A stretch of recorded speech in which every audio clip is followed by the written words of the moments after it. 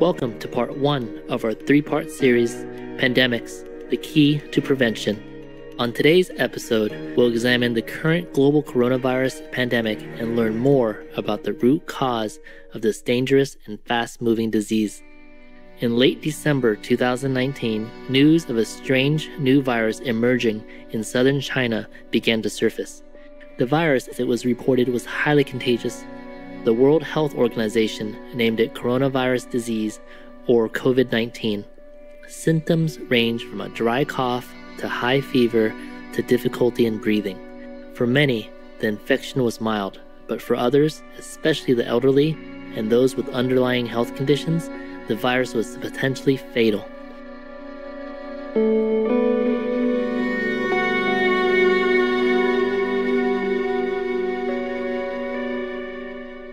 With the elasticity of the lungs being attacked, patients find it increasingly difficult to breathe, and death can be painful, similar to that experience while slowly drowning.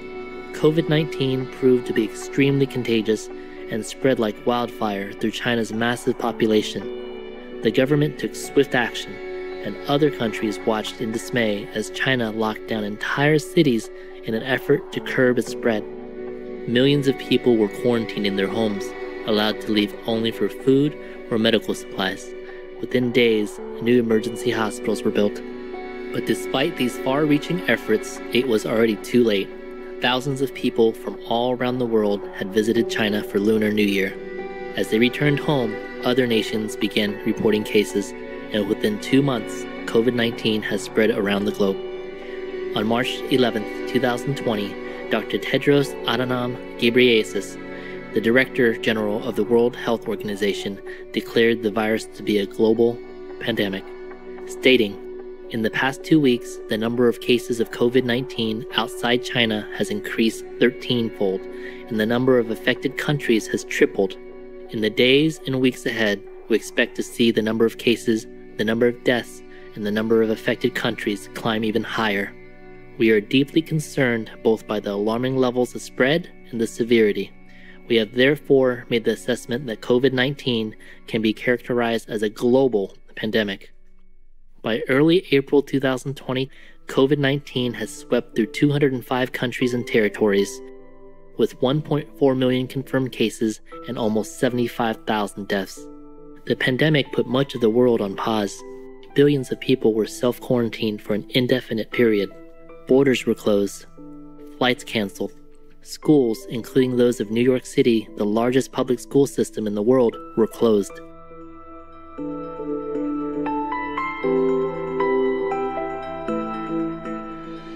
Except for essential service providers, people were asked to work from home. Hospitals operated beyond capacity, with many patients lying on the floor for lack of space. Retired doctors and nurses came out of retirement to help. At high risk to themselves, many of these heroic healthcare professionals also died. Desperate attempts were made to provide more hospital beds. For example, in the U.S., the Navy's 1,000-bed hospital ship, USNS Comfort, docked in New York City to provide beds for intensive care COVID-19 patients. Shortages of essential supplies dwindled, while scientists and medical researchers worked around the clock to develop a new vaccine to combat the virus. Within billions of hearts was an underlying sense of fear. People asked, "Why are we suffering through this virus? Where did it come from? How did it start?"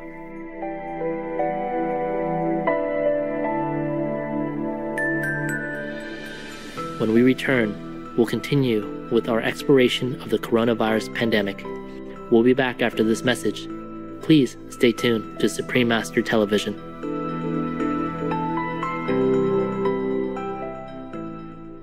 Welcome back to our program. How did the coronavirus or COVID-19 pandemic get started?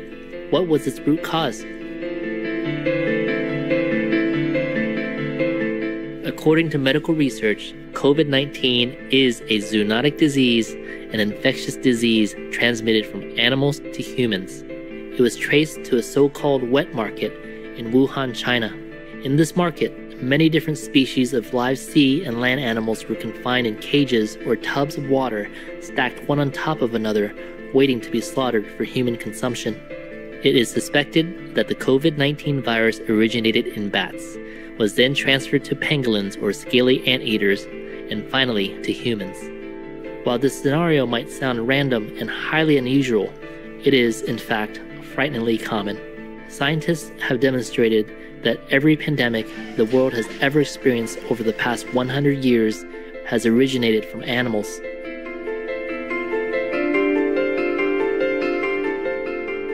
Let's look at some of these events.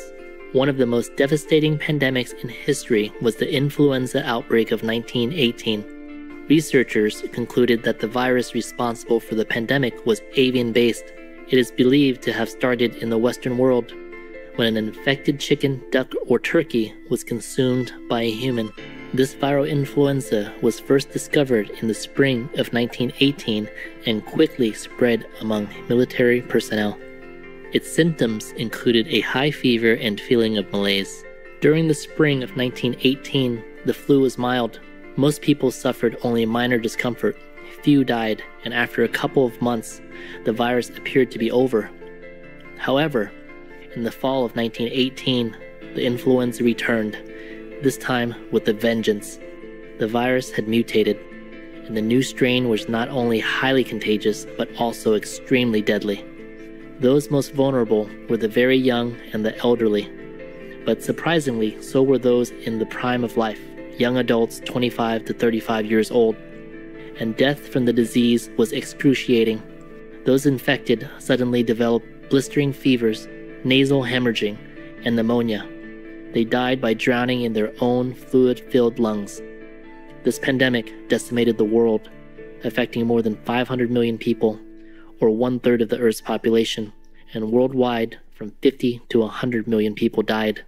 The 1918 influenza virus still exists today as the common flu. In 1957, a new influenza virus emerged in East Asia.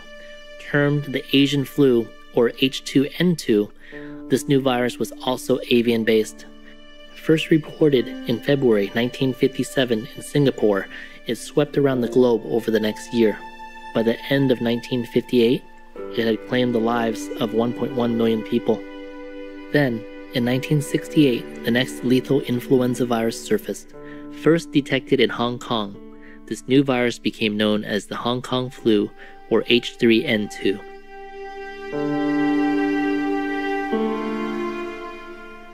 Like the others, it was zoonotic and avian-sourced. H3N2 was highly contagious. Within 2 weeks of its emergence, more than 500,000 people had been infected. It is estimated that more than 1 million people, mainly young children and the elderly, died from this avian-based disease. Then, in the 1970s, the world became aware of one of the most debilitating epidemics ever known: Acquired Immune Deficiency Syndrome, AIDS, or Human Immunodeficiency Virus, HIV. AIDS is believed to have started in West Africa, when a group of hunters slaughtered and ate infected chimpanzees. AIDS attacks the body's immune system until it can no longer ward off disease, and for many years, it was almost always fatal for those who contracted it. Over the years, AIDS has claimed the lives of 35 million people, and it is estimated that 40 million others are still living with HIV.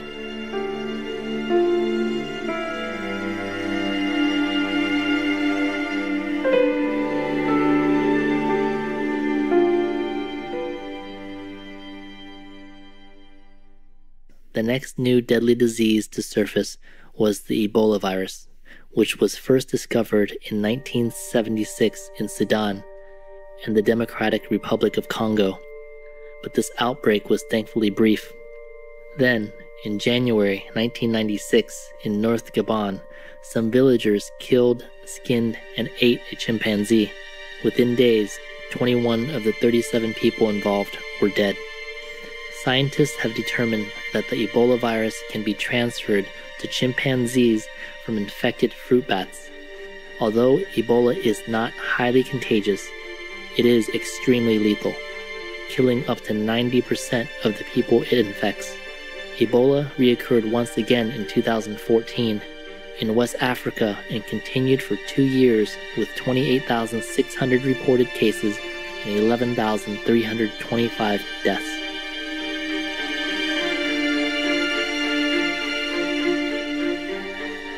In 2003, severe acute respiratory syndrome, SARS, emerged as yet another global pandemic. Similar to COVID-19, this zoonotic virus also started in a live animal market. SARS has been linked to civets, some of which were being sold in the market for human consumption. SARS had a high mortality rate, with 10% of those infected dying. Unfortunately, although the disease had already been transferred to humans, health officials ordered the slaughter of all civets in captivity, and approximately 4,000 of these innocent animals were killed. Only 6 years later, in 2009, yet another pandemic, swine flu, or H1N1 virus, arose. This pathogen was first discovered in the US among pigs living in crowded, filthy conditions on a factory farm.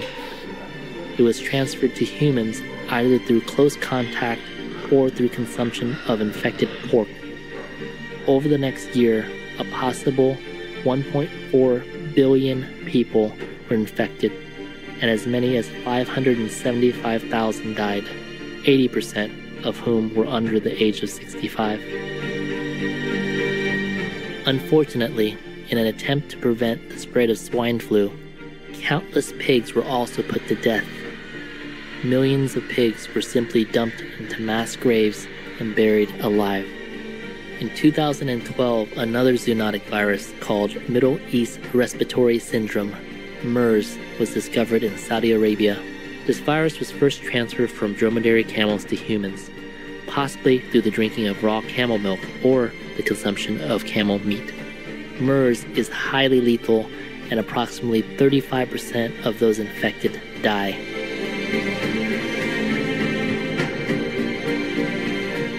In other pandemics, mad cow disease, or BSE, was transmitted from cows to humans who ate infected beef, and H5N1, avian or bird flu, was transmitted to humans through close contact with or consumption of infected chickens or geese.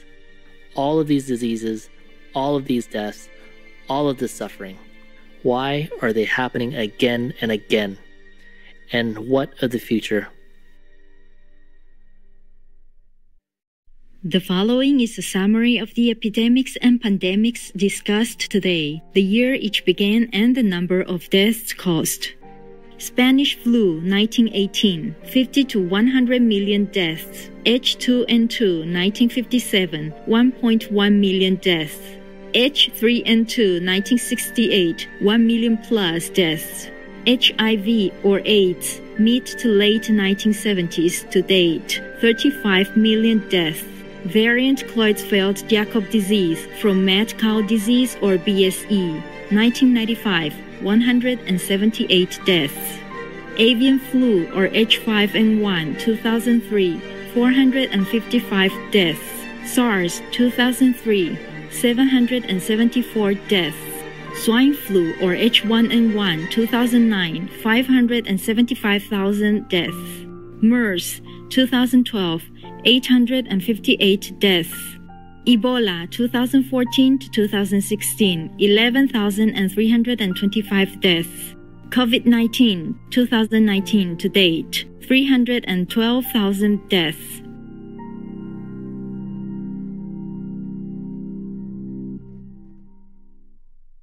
Precious viewers, please join us again on Monday, May 25th for Pandemics, the Key to Prevention, Part 2 of 3.